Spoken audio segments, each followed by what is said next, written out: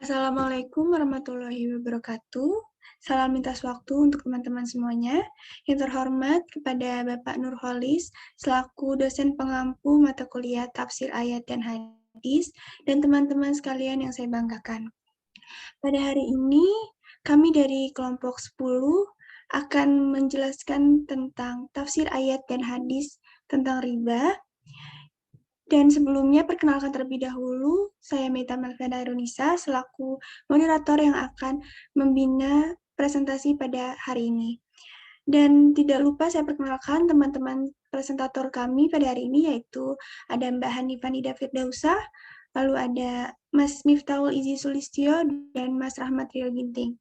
Tanpa berlama-lama lagi, saya akan membahas materi pertama atau slide pertama tentang latar belakang riba sendiri itu kenapa diharamkan. Yang pertama adalah riba telah dijelaskan secara berangsur-angsur dalam Al-Quran dan hadis secara garis besar. Kegiatan riba adalah sebuah kegiatan eksploitasi, serta dalam aktivitasnya minim sekali ditemukan konsep moral atau etika. Secara hukum pun, ulama telah sepakat bahwa hukum riba adalah haram. Pengharaman riba ini disebabkan oleh adanya unsur ketidakadilan yang jelas dan menzolimi orang lain. Di dalam perspektif Al-Quran sendiri, riba disejajarkan dengan larangan Allah yang lain seperti larangan meminum minuman keras, perjudian, serta sikap dalam menghadapi perbudakan. Lalu slide selanjutnya akan dijelaskan lebih rinci lagi oleh Miftahul Izi Sulistyo, dipersilakan.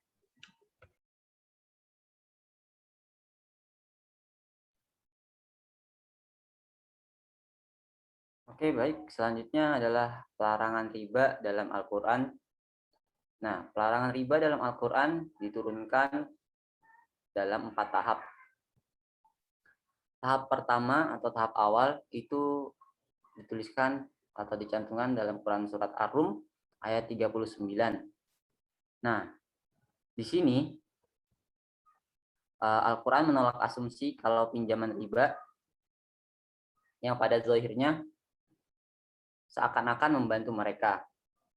Padahal tidak. Nah, di sini pula Al-Quran hanya sekedar menggambarkan dampak negatif dari riba itu sendiri. Nah, kemudian di tahap kedua, di Quran surat An-Nisa ayat 160 sampai 161, riba ditafsirkan selaku suatu yang kurang baik. Di sini Al-Quran hanya memberikan sinyal bahwasanya riba itu haram, tapi hanya sebatas sinyal. Lalu yang di tahap ketiga, pelarangan ada di Quran surat Ali Imran ayat 130, yang mana pelarangan riba dengan berhubungan pada sesuatu bonus yang berlipat ganda. Nah, di sini secara eksplisit Al-Quran menyatakan bahwasanya riba itu haram. Nah, baru di tahap keempat, riba itu diharamkan secara total di Al-Quran surat Al-Baqarah ayat 278 sampai 279. Kemudian ada yang namanya dualisme pendapat para ulama seputar riba atau bunga bank ini. Pendapat yang pertama itu disebut dengan neorevivalisme. Nah, neorevivalisme ini disebabkan oleh permasalahan-permasalahan internal umat Islam dan eksternal dan pengaruh dari Barat.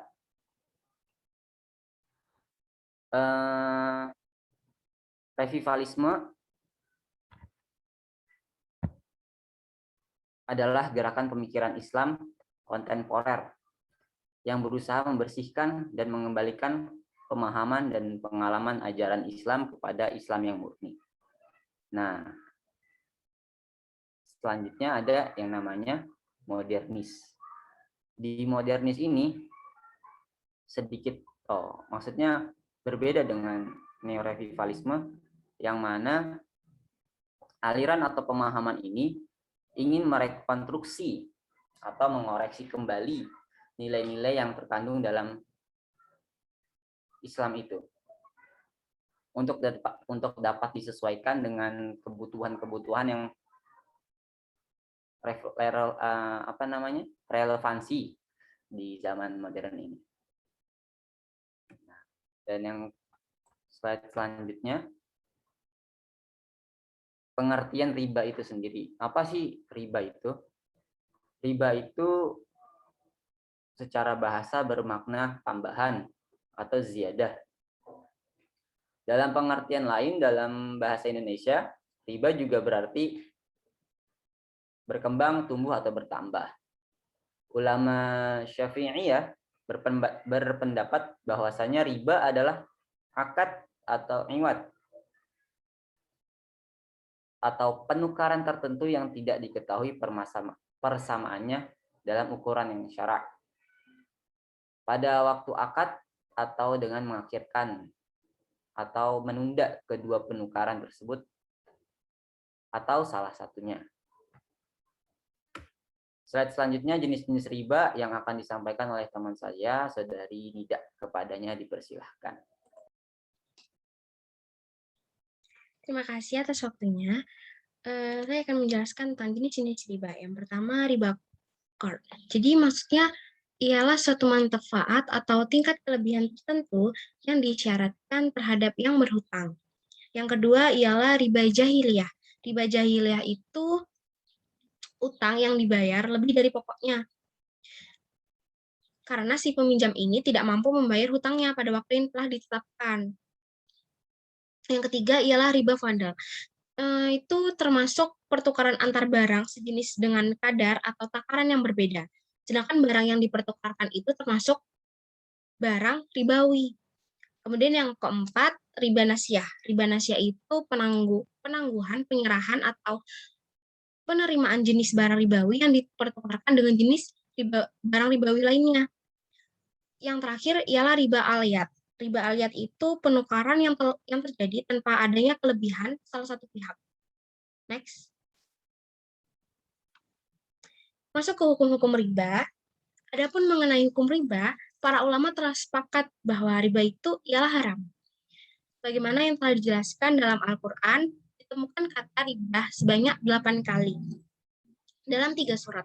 Di antara 3 surat itu ialah surat Al-Imran ayat 130, Ar-Rum ayat 39, dan An-Nisa ayat 160. 3 di antaranya itu turun setelah Nabi hijrah dan satu ayat turun ketika beliau masih di Mekah. Next.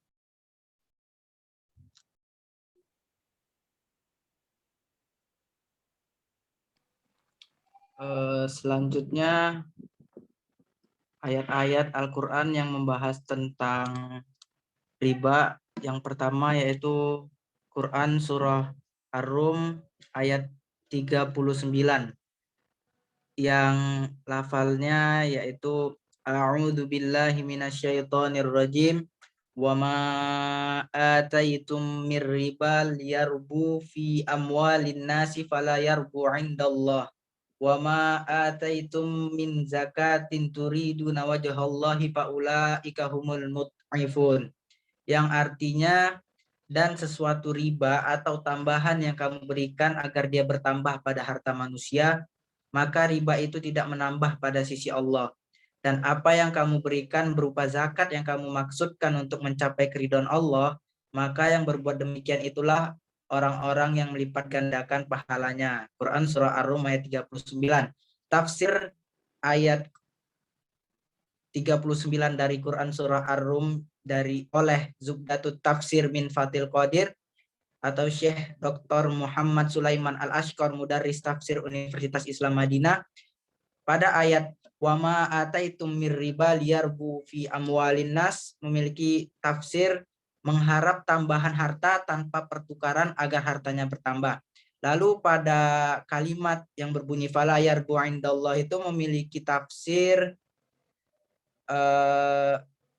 Allah tidak akan memberkahi harta tersebut. Kemudian pada ayat yang bunyinya wama ataitum min zakatin turiduna wajhallah itu memiliki tafsir sedekah yang kalian berikan yang tidak kalian harapkan balasannya, melainkan mengharapkan apa yang ada di sisi Allah. Lalu pada kalimat terakhir, faulaika humul mud'ifun, memiliki tafsir yaitu mereka diberi pada setiap kebaikannya 10 kali lipat sampai 700 kali lipat. Next. Kemudian ayat tentang riba kedua berada pada Quran surah An-Nisa ayat 160 sampai 161 yang bunyinya A'udzu billahi minasyaitonir rajim fabidhulmin minal ladzina hadu harramna 'alaihim thayyibatin uhillat lahum wa bisaddihim 'an sabilillahi katsira wa akhdhihim riba wa qad nuhu anhu wa aklihim amwalan nas bil batil wa a'tadna lil kafirina minhum 'adzaban alima. Yang memiliki arti maka disebabkan kezaliman orang-orang Yahudi kami haramkan atas memakan makanan yang baik-baik yang dahulunya dihalalkan bagi mereka, dan mereka banyak menghalangi manusia dari jalan Allah. Dan disebabkan mereka memakan riba padahal sesungguhnya mereka telah dilarang daripadanya, dan karena mereka memakan harta benda orang dengan jalan yang batil, kami telah menyediakan untuk orang-orang yang kafir dari antara mereka itu siksa yang pedih. Quran surah An-Nisa ayat 160 sampai 161. Tafsir Quran surah An-Nisa ayat 160 sampai 161 ini oleh Ibnu Katsir, yaitu Allah Subhanahu wa taala mengabarkan dosa-dosa besar, maka Allah Subhanahu wa taala haramkan kepada mereka hal-hal baik yang dahulunya dihalalkan. Pengharaman ini ada yang bersifat qadari atau menurut ketentuan sunatullah, dan ada yang bersifat syar'i menurut ketentuan syariat. Dalam arti bahwa Allah Subhanahu wa taala mengharamkan sesuatu yang dahulunya halal bagi mereka di dalam Taurat, sebagaimana firman Allah Subhanahu wa taala dalam surah Al-An'am ayat 146. Next. Lalu selanjutnya pada Quran surah Ali Imran ayat 130 yang bunyinya ya ayyuhalladzina amanu la ta'kulur riba ad'afan mudha'afah wattaqullaha la'allakum tuflihun. Artinya hai orang-orang yang beriman, janganlah kamu memakan riba dengan berlipat ganda, dan bertakwalah kamu kepada Allah supaya kamu mendapat keberuntungan. Tafsir Quran surah Ali Imran ayat 130 menurut Ibnu Katsir yaitu Allah melarang hamba-hambanya yang beriman melakukan riba dan memakannya dengan berlipat ganda. Sebagaimana pada masa jahiliyah dahulu mereka mengatakan, jika hutang sudah jatuh tempo, maka ada dua kemungkinan, yaitu dibayar atau dibungakan. Jika dibayar, maka selesai sudah urusan. Dan jika tidak dibayar, maka ditetapkan tambahan untuk jangka waktu tertentu dan kemudian ditambahkan pada pinjaman pokok. Demikian seterusnya pada setiap tahunnya. Dan Allah Subhanahu wa taala memerintahkan hamba-hambanya untuk bertakwa agar mereka beruntung di dunia dan di akhirat. Next.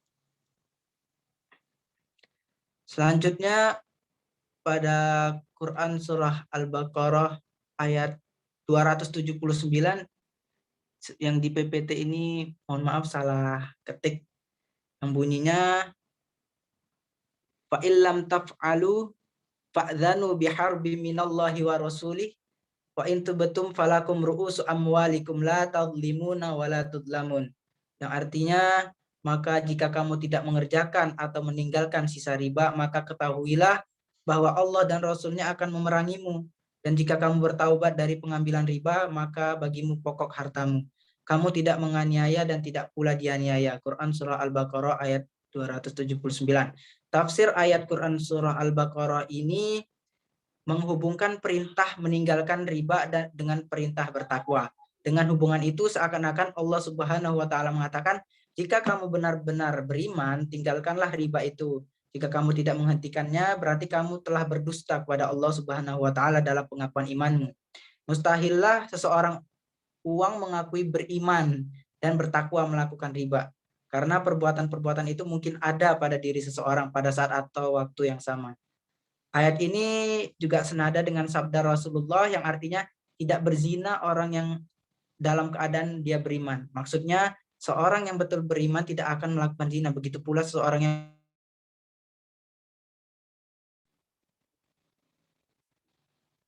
Mungkin itu selanjutnya akan dijelaskan oleh teman saya. Pak Randy, silakan. Masuk ke hadis tentang riba, Abu Hurairah telah mengatakan bahwa pesuruh Allah bersabda. Jadi maksudnya tuh di dalam surat ini ya, dosa yang paling ringan itu, dosa riba itu yang paling ringan seperti menzinahi ibunya sendiri. Itu dijelaskan dalam hadis riwayat Ibnu Majah, Baihaqi. Next.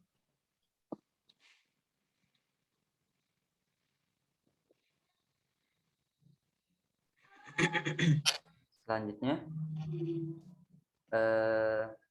hadis yang diriwayatkan oleh Bukhari nomor 2025 yang isinya itu menyatakan bahwa menukar barang dengan barang yang sejenis itu tidak boleh. Ya, hal itu dihukumi riba. Contohnya seperti uang dengan uang, beras dengan beras, gandum dengan gandum. Nah, itu semua tidak boleh. Karena sudah ada riwayat yang menyatakan bahwasanya Nabi itu tidak boleh melakukan. Selanjutnya adalah kesimpulan. Kesimpulan ini akan disampaikan oleh data itu